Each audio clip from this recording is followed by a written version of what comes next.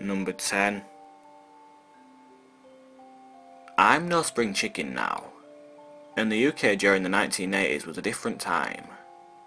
Children would be out all day and into the evening playing from very young. Traffic was not as much as a risk as it is now, and the strangers lurking around corners were the normal tales used to get kids to head home when the streetlights came on. I was a fairly mature-minded child, living in Scotland in a normal council estate area. At 7 years old, I used to walk the dog, which is what I did on one summer's evening in 1983. It was still quite light, and I was walking the dog, who had, as normal, ran off. She was a cross-collie type dog, so ran fast. I used to walk her around the park, which was surrounded by a fairly isolated wooded area. I wandered through there. It was something I used to do each night, holding Sheila's leash, humming away.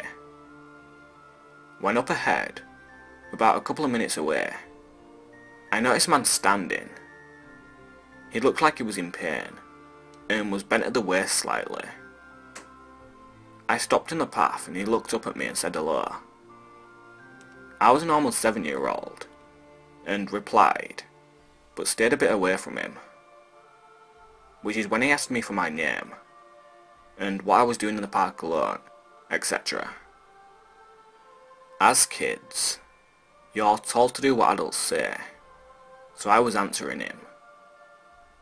As I talked, he edged closer and closer to me.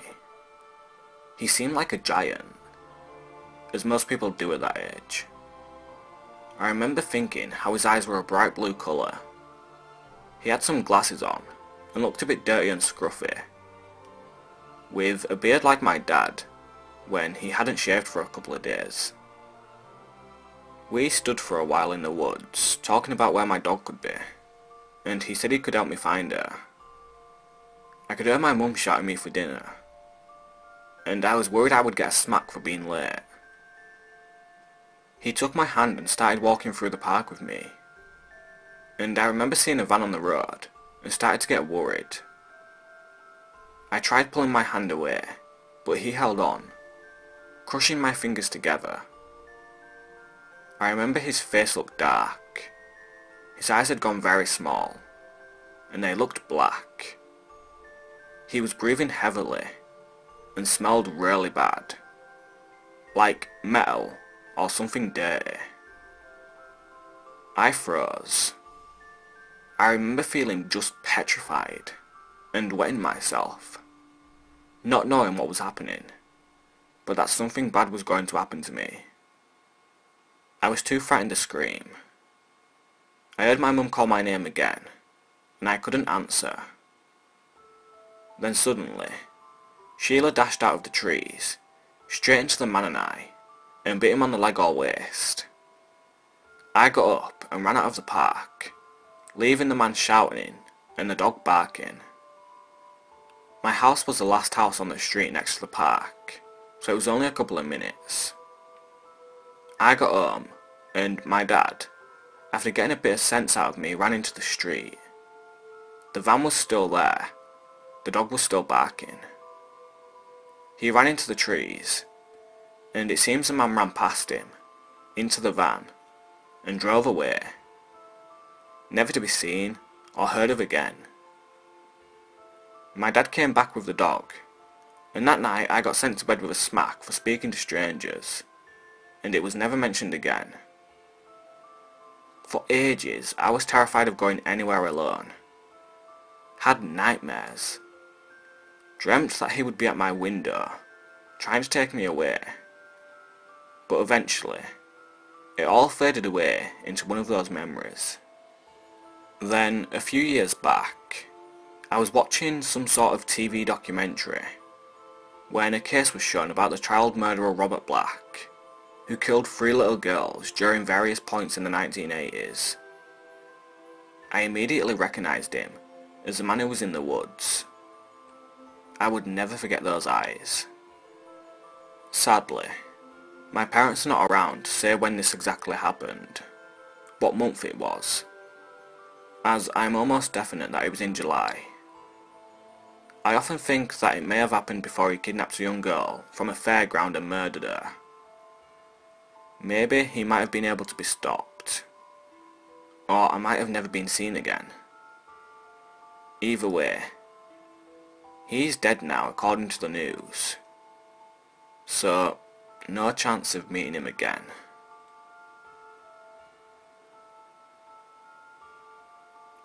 Number 9. About 5 years ago, something happened to my family that still makes me anxious and paranoid to this day. Excuse any kinds of mistake in spelling or grammar, as English isn't my first language. By the way, I'm a 20-year-old female. I used to live with my family, mum, dad, 2 younger sisters, in a huge house in the middle of the town centre before I went off to university. I was about to get my A-levels. Abitur, here in Germany. Both of my parents worked full-time, and me and my siblings were at school most of the time at weekdays. Except our dog. Nobody was at home. One day, I got home from school early, and I noticed that the gate that leads up to our garden was open. At first I didn't make too much of it. We did have a dog that is big enough and trained to open doors. When I made it to the main entrance, I realised that the door was open. Our dog was also not around. Something that made me even more scared at this point was that I was getting worried about her. I called her name, but to no avail. I was in the entrance hall of our house, getting strange vibes, as if something eerie was going on. As I got up to my room to look further for my dog, it hit me hard when I saw that apparently hell broke loose. All my books were trashed on the floor from the shelves, same with my clothes and other stuff around my room. I realised that my piggy bank was stolen, same with my laptop.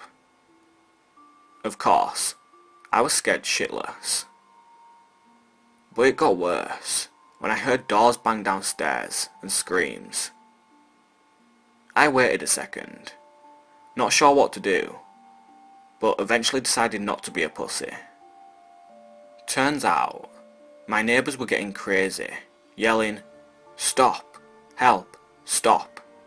There was the dog, shaking and scared in the park nearby by the neighbour's son.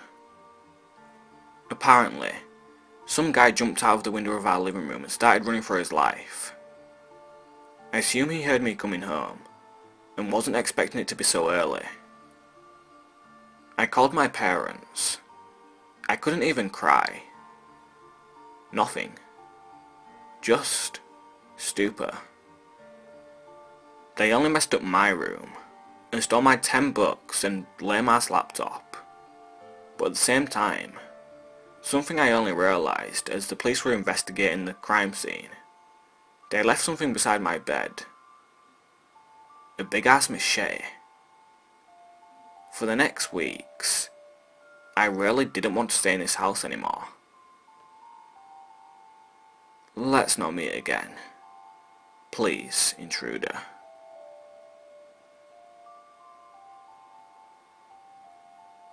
Number 8. This happened several years ago. I used to walk up to a 7-Eleven about 2 miles from where I lived to get a big gulp. The store was located on a 4-lane road, and there were several fast food places. I noticed a white pickup driving down the turn lane. Okay, he wants McDonald's. He turns in, and parks the closest to the sidewalk. I keep walking. I hear running footsteps. Turn around, and the guy was running up on me. He stopped, and I made eye contact, straightened into fighting position, and he just got straight back into his pickup. He continued to drive in the turn lane. He turned into a pizza place, again, parking in a spot nearest to the road. I looked at his vehicle, but he didn't get out. I keep walking, and this pattern continued for another 2 stores. I finally got to the 7-Eleven, and I asked the clerk to call 911, but instead, the idiot went out to confront the guy, came back in, and told me he said he was just waiting for someone. Yeah, me, you absolute moron. I guess the man in the pickup truck was scared off by all this, because he left. I read the newspaper about a week later, and the pickup man was arrested for 3 sexual assaults. To clear it all up, it was late enough that the fast food places were closed, all except for the drive-thrus. Number 7. I've been lurking on this side of Reddit for 3.5 hours, thinking I don't have a story to tell. But I have 2 stories, and here's one of them. It's long, but here is the story of when my cousin tried to kill me and my mum. Twice in one day. Also, I'm typing this on my phone, so please be patient. About 7 years ago, I went to Ghana in West Africa with my mum. She is Ghanaian, and I'm a black British, but we were visiting our homelands together. At the time I was 14, but my childhood was not an easy one. So I was, and still am, as sharp as a bullet. My mum owns a small hotel business abroad, like 5 rooms, and she had hired her cousin, so my distant cousin I think, to take care of the business when we weren't around. She took him out of a village that had no electricity or gas, and he had been the caretaker of my mum's business for as long as I could remember at the time, whilst me and my mum were in London. Now, I know that sounds very nice of my mum, but she can be a ruthless woman.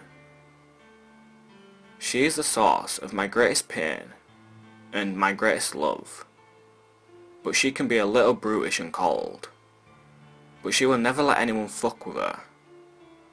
She's gone through some in Ghana, and her journey to get to London illegally was quite the James Bond story. But anyway, onwards. We found out that he'd been stealing money from her, so that was the purpose of our flight. We surprised him at the hotel by just turning up randomly, and the next day, my mum sacked him, which means he would have to pack up his things and go back to a very poor mud hut in his village. Akwasi had a wife and 3 kids, all of whom were in poverty too. When this happened, I wasn't at the hotel. I was in the city centre in Accra, in a very populated market, with my mum's friend. However, for some reason as I was walking about, a sudden sense of terror washed over me. I'm 21 years old now, and since I'm a people person, talkative and socially, etc., but I've also gone from some shit. I am good at reading people, and I follow my gut because of these things. Anyway, I told my mum's friend that we should go back to the hotel. I was on autopilot when my body just started moving on its own, and I suddenly started sprinting back to the hotel, and he kept telling me to wait as we ran. When I got there, the woman staying in the hotel was standing outside crying, and she looked at me and hissed very loudly, "Run, or he'll kill you." Both me and my mum's friend are like, what the fuck? When I arrived, the back entrance to the small hotel was wide open. I bolted into the corridor and found my cousin standing outside a locked room with a machete and a passport screaming at the top of his lungs. I immediately hid in the corner so he couldn't see me, and in my language he said, "I'll fucking cut you like a butcher with this meat. You and your daughter. This is my building now." My mum's friend stares, freezes up, and then bolts out of the door of the hotel. The way the hotel is set up, you can enter the main gate and take a left to get to the small car park, or just come through the car park, where you can see into the windows of one of some of the rooms. Because of the high rates of armed robbery in Ghana, like full-on guns, knives, and gangs bursting into your house, stealing your shit and killing you in cold blood, loads of houses have iron railings around their window to prohibit entry, but it also prohibits exits. I ran back outside and dragged a chair from nearby next to the window of the room that was locked, and my mum was crying behind the door, shaking. I've never seen her like that in my life. She saw me, and she froze, and then vomited on the floor. I mouthed to her that I would rescue her, and she shook her head and told me to run. Anyway, Akwasi, the crazy machete man, rounded the corner. I screamed and ran the other way. He chased me, but there was distance between us, so I managed to crawl under the huge car gates and tell my neighbours. They kind of already knew, because my mum's friend who took me to the market had already told them. They then went and called the chief of the area, and in about 3 minutes, over 10 huge fucking men are following me and my mum's friend to the hotel. My mum is really kind when she wants to be, and had helped these guys out by bailing them out of poverty. They disarmed my uncle and beat the shit out of him. I then found out that he'd been holding my mum's passport in an attempt to stop her from leaving the country. Anyway, my mum comes out of the room and she's really shaken up. My adrenaline crashes when she's safe in my hands, and I'm shaking really badly. We hold a group meeting about my cousin with the close neighbourhood members in the hotel, but I sit outside because I'm too scared to sit indoors with my cousin Akwasi. Then my mum calls me inside, but when I go in, Akwasi is absurdly nice to me. Anyway, I kind of ignore him because I'm really scared. He makes me and my mum a cup of hot tea and chocolate as an apology for losing it earlier. The other neighbourhood members are drinking some tea too. I glance at my mum, who is blowing the top of the tea because it's really hot. Then I stare at my mug, and for some reason, staring at that cup of hot chocolate made my blood run cold. I asked my mum who made the tea, and she says Akwasi, but she agreed to not fire him due to his circumstances. At the time, I chided myself for being paranoid, but I'm so glad that I followed my gut. I refuse to drink it. It's 2 PM, and it's dry season in Ghana. It's so hot that it would be stupid to drink hot chocolate at this time. The drink looks fine, but something seems off. Its colour is slightly grey, so I lean over to smell it, and it doesn't smell bad, but it does smell chemically, like a strong mosquito repellent of some kind. My mum can't smell it because she's been crying, so her nasal passage is all blocked. She picks up the mug to have a sip, because my mum loves tea, and I tell her that mine smells weird. I give it to one of the elders of the neighbourhood to smell, and they agree it smells quite sharp. She puts the cup back down before she can have another sip, and suddenly, the cup's rim is black as fuck. When my mum asks Akwasi what's in the cup, he doesn't even miss a beat. He doesn't hesitate to tell her that it's loaded with rat poisoning. We keep a bag of it behind the fridge just in case we have an infestation or something. At this point, my whole body feels like molten lava. I have never, and I will never feel that kind of blinding hot white rage in my life ever again. I remember launching myself at Akwasi, who is over double my age. I remember digging my fingers into his eye sockets and sinking them as hard as I could until I drew blood. I understand why people can be blinded by anger. When I came conscious of my actions, I was being hugged tightly by a tall black hulky man and hyperventilating like crazy. My stomach was scratched and the bruise on the side of my face was huge. Anyway, Akwasi said that he wanted to commit suicide like an hour and a half later. My mum hands him both cups of rat poisoning and tells him to down the both of them and do the world a favour.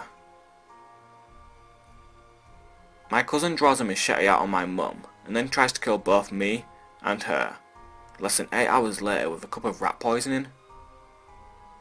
Crazy cousin of Accra, Ghana. Let's never meet again, or I will rip your soul right out of your body, you lowlife piece of shit. Number 6. I've been lurking for a while, so I figured I'd share one of my own. This happened a while ago when I was in my teens. My parents used to play poker at a friend's house on weekends, and usually I was drug along. I wasn't that bad since most of them had kids. One weekend, we went to a new player's house. Nothing out of the ordinary, just a new development I had never been to before. Their kid was my age, so we played a few video games in his bedroom before asking if we could walk to the local strip mall for something to do. We left just as it was getting dark, and made our way through the development to a patch of woods that had a path through it that came out behind the stores. We went and played our games, and started heading back at about 10 PM. We made it through the woods without a problem, and came out in the development. It was pretty quiet. We walked past a few houses, before noticing a van at a house coming up that was in the driveway with its door open. Pretty strange for it being so late. Even stranger was the guy sitting in it was looking at us. We crossed to the other side of the street while keeping an eye on him. As we got even with the houses, 2 other guys walked out of the house and stopped when they saw us. We stopped and looked at them, when suddenly they rushed to their van and jumped in. We didn't need any other urging, and took off running. The van practically squealed its tyres, backing out as we ran the corner, and dodged through the bushes into and through another yard in the other street. Hoping we lost them, we stopped to catch our breath. The van rounded the corner, and pinned us with its headlights. We took off again through a yard to another street. This went on for at least half an hour, with many disturbed dogs barking, and us hiding in the bushes, until my friend said that he knew somebody close by that we could go to.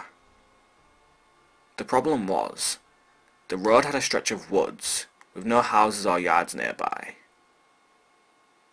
We decided to chance it. We were running down the road, when the van came speeding up behind us. We dove into the woods and hid, hoping they hadn't seen us. Unfortunately, they slowed down right in the area where we'd hid. They were creeping along, and we could hear them discussing getting out to look, when headlights from another car appeared. I guess they didn't want to get caught, so they sped up and disappeared around a bend in the road. We stayed where we were for a bit without them returning. Hoping they'd given up, we crept back to the road and quickly ran the remaining way to this other person's house.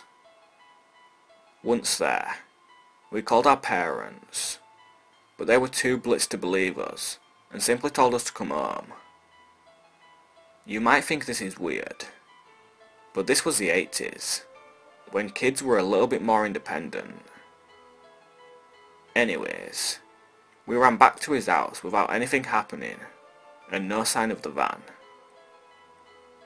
I don't know what could have happened if they'd caught us, but I'm just glad we never met the guys in the van again. Number 5. Hi guys. Okay, so this is my story from 6 years ago, when I was a freshman in high school. I had a friend, let's name her Kim, and she lived on the weirdest street ever. We lived in a suburb in Illinois, and nothing ever happened there, except from my friend's street. It was like all those weirdos went to live on this specific street. I have more stories about this street too.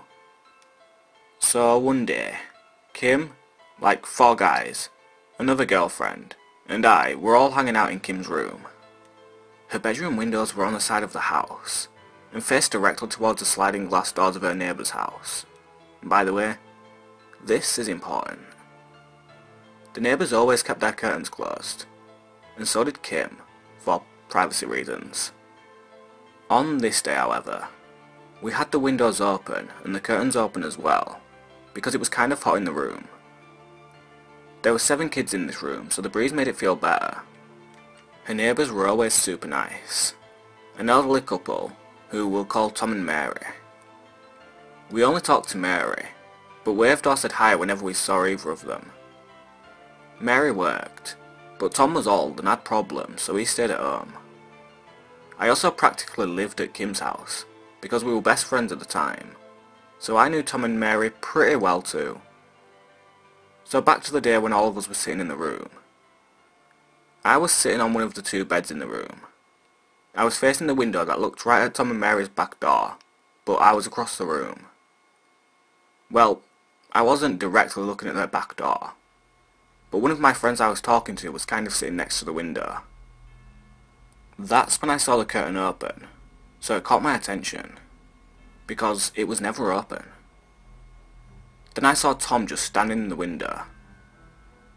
I was like, "Hey, Kim, Tom is just standing at his door with the doors closed, just like, staring at us." She then said, "Just wave to him. You know he's old, and going kind of senile." So that's what I did. I just waved to him. He then waved back and pulled down his pants and underwear, and started jacking off while staring directly at me and still waving at me. I just shrieked. I'm like, "Kim, he's jacking off." That's when everyone just ran to the window, and Tom just ran from the window and shut the curtains. We were all freaking the fuck out. We were home alone, because it was the summer, and we called Kim's mum and told her what happened, and she didn't believe us at all. Why would we make something like that up, you know?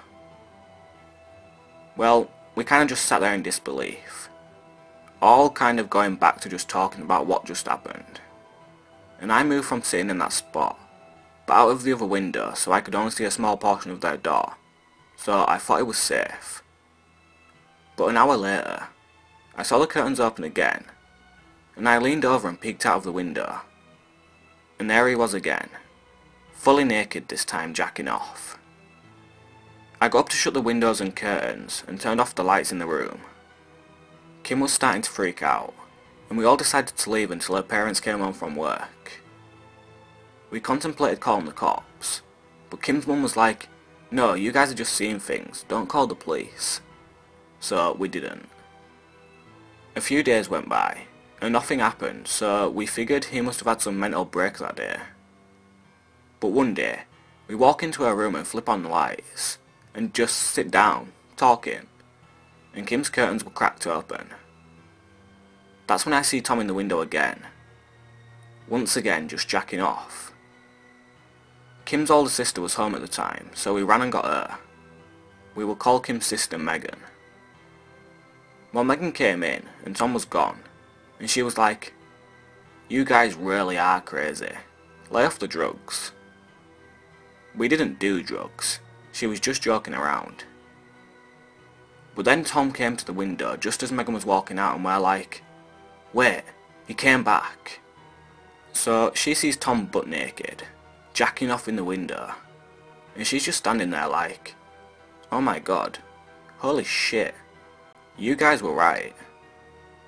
So she ran to get her camera, because at the time, none of our phones had good cameras on them, and she put the camera up and he booked it.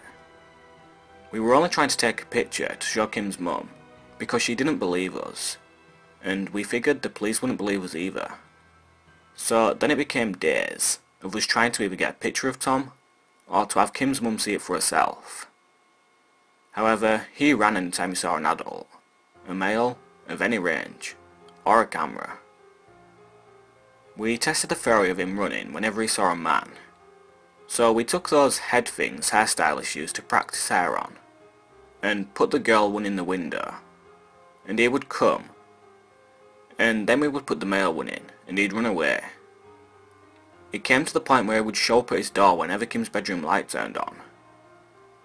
Why we never contacted the police is besides me. We would just hang out in her room with the lights off, curtains closed, and windows tightly locked.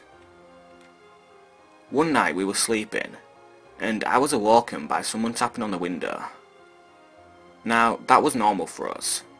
We always had friends come into the window for us to either sneak out, or they would come in. But I saw the silhouette of a man. I start trying to wake Kim up, who was across the room on the other bed that is below the windows he was standing at, and I just threw pillows at her, and she finally woke up.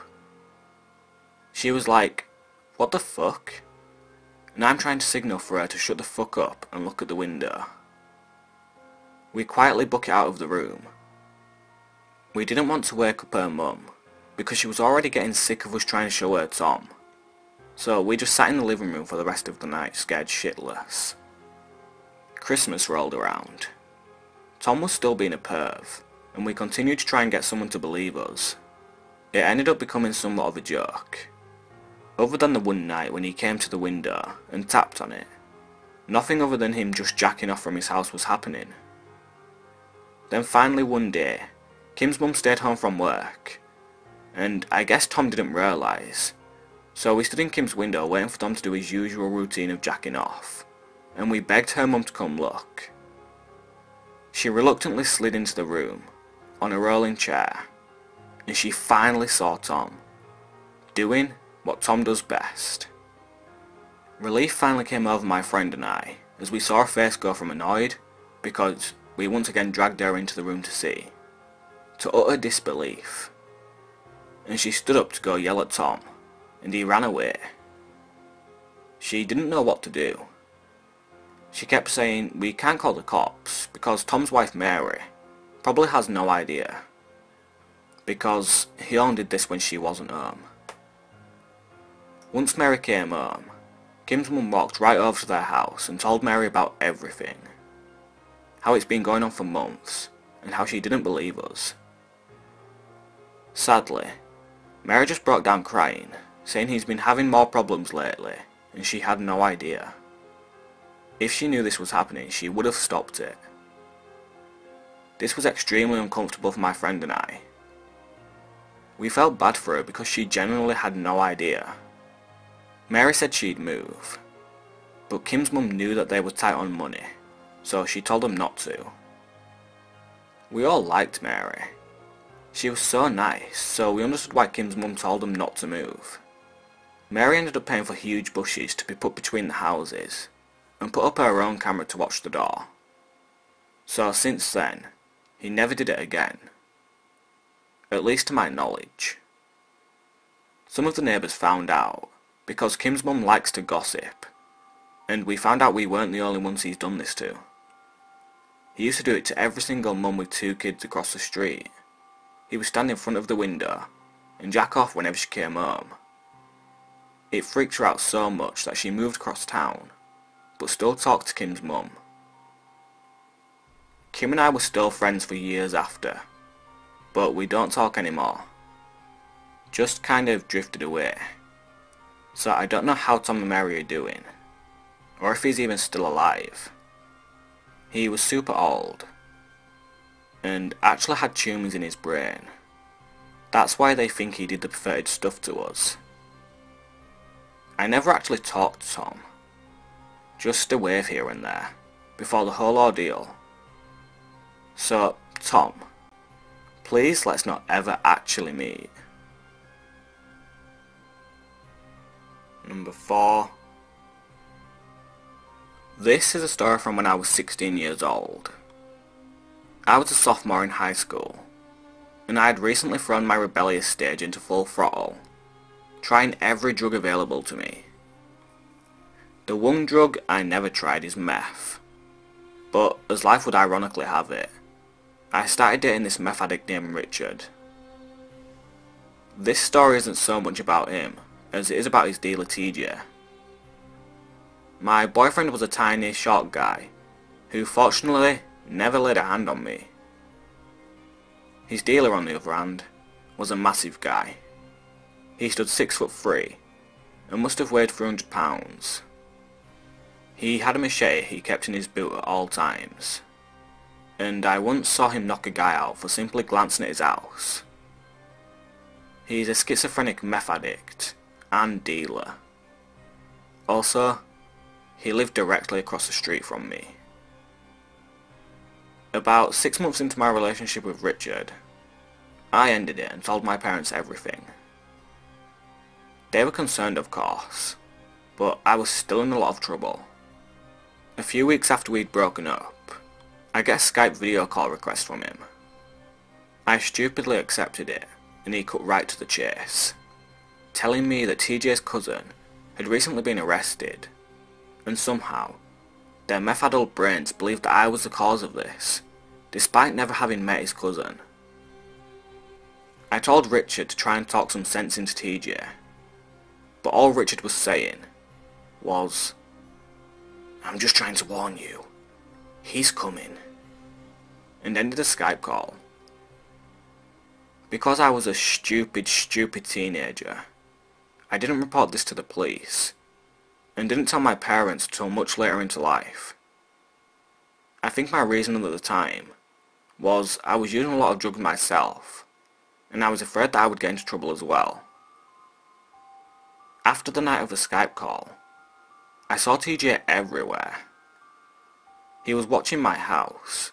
He would show up at the park near my school where I'd smoke, and I'd see him standing across the street from my bus stop. He never said anything or made any moves. He just stared at me. This continued on for months, ramping up my anxiety and making it impossible for me to sleep. I started falling asleep in class and finding riskier places to smoke near campus to stay away from him. It was total agony, knowing that something horrible was coming, but I was still too dumb to do anything about it.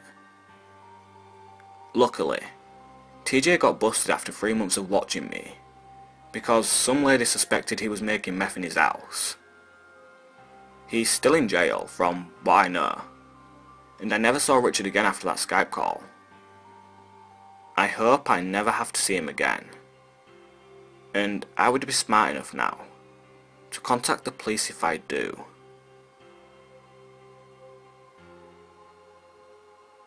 Number 3.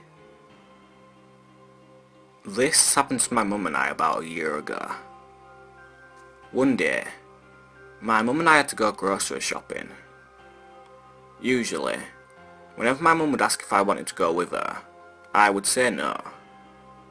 Today, however, I said yes.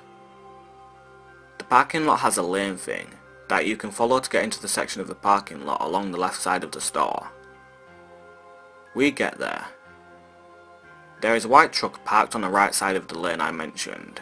We pass the truck, which we see has a man in it. We don't think much of it, even though you're not really supposed to park there. We get out and walk along the side of the store. We had parked along the left side of the wall, remember. We see the man get out of the truck. That was when I noticed that he was older, 50 or 60 maybe, and had a large grey beard. He was also super tall and slightly overweight. I was 6 feet, no inches tall at the time, and he was taller than I was. We turn the corner and head towards the front of the store. He walks towards us and starts to point, and yells in our direction. I don't even remember what exactly. Something about us cutting him off. We didn't. He was parked when we passed him, and he didn't have his blinker on to signal that he wanted to get back into the lane of cars. I know there would be trouble. I felt it. He blocked us off from getting into the store. There are a few people walking in and out of the store, but no one does anything. I wasn't doing anything either. I will never forgive myself for the way I stood behind my mum. I never said a word. She argued with the man. I knew I should have stepped in front, but I didn't. I wanted to, but I didn't. My mum is only 5 feet and about 4 inches tall. It was beginning to look worse and worse. The man was coming closer to my mum, while I watched pathetically. That was when another man stepped up. He came out from the bottle return room and stood right in between the man and my mum. He told the man to leave, and he did. He got in his truck and left. We finished shopping about half an hour later. We were still shaken up. We came out of the store, and the good man came up to us and asked if we were okay. We said we were and thanked him. Since then, I haven't forgotten how I stood and left my mum in a dangerous situation. I have promised myself that it will never happen again. I will also never forget the man who stood up for my mother like I should have. I don't know his name, but I can tell he was a good man. I hope to meet you again someday, Good Samaritan. I would love to thank you again. As for the road raging old man, let us not meet again, for your sake. Because I will never not defend my mum like I did that day again. Number 2. Hi, this is my first time posting here, so if there's anything I can do to improve, then please let me know. Just to give some background, I am a girl and was about 8 when this happened. So my sister and I were playing together in our backyard, which had a wire fence all around, when this adult man approached the fence and called us over. Being young and dumb, we went over to the edge of the fence to talk to him. He said that his daughter was missing, and he wants us to help him find her. My sister and I were kinda confused as to why he asked 2 children that he didn't even know to help him find his own child. When we asked him this, he said that his daughter would be more than willing to come out of hiding if there were other children with him. He then asked us again to come with him, but we said we should ask our dad first and ran inside. We didn't tell anyone what happened because we thought we did something wrong, and we didn't play outside again for a while. Looking back on it, I find it really hard to believe he had a missing child. And I'm pretty sure he was just trying to lure us for whatever sick reason. So, creepy guy who claims to have a missing daughter, let's not meet again. Number 1. I've tried to forget about this incident because I let it traumatize me for a long time. So this happened a few years ago, in the early spring. I was home alone as usual, since my dad works night shifts until 10 PM. And I was just watching YouTube on my laptop in my room. Please keep in mind that my bed was under a window which faces our front yard, and I had my blinds closed almost all the way, since it was getting a bit dark outside. I also didn't have any lights on in the house, because I was getting ready to go to bed. The time was around 9 PM. I was catching up with a few YouTuber vlogs, when I heard a faint noise outside. I couldn't recall what the noise could have been, but when I thought about it later, It must have been someone opening and closing the car door. So I shrugged it off, blamed my paranoia, and just kept watching. Until I heard a rustling outside my window, and I froze. I paused the video and moved my laptop from my lap to lie next to me on the bed, and I just listened.